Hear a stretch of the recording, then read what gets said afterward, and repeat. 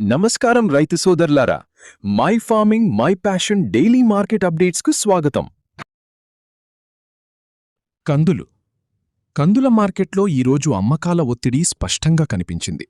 చాలా కీలకమైన మార్కెట్లలో క్వింటాలకు 50 రూపాయల నుండి 100 రూపాయల వరకు ధరలు క్షీణించాయి. కాన్పూర్ క్లోజింగ్లో కందుల ధర 100 రూపాయల భేదంతో 7,600 రూపాయలకి పడిపోయింది.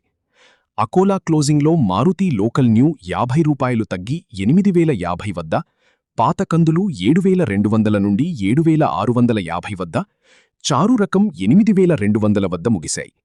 రాయ్పూర్లో 50 రూపాయలు తగ్గి 7,950కి చేరింది. లాతూర్లో మరో 50 రూపాయలు తగ్గి ధరలు 7,800 నుండి 7,900 వద్ద ముగిశాయి.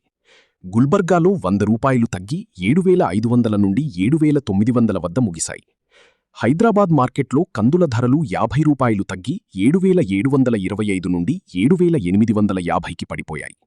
వినుకొండలో న్యూ కందులు 50 రూపాయలు తగ్గి 7,850 వద్ద, సార్టెక్స్ పప్పు 10,500 వద్ద ముగిశాయి.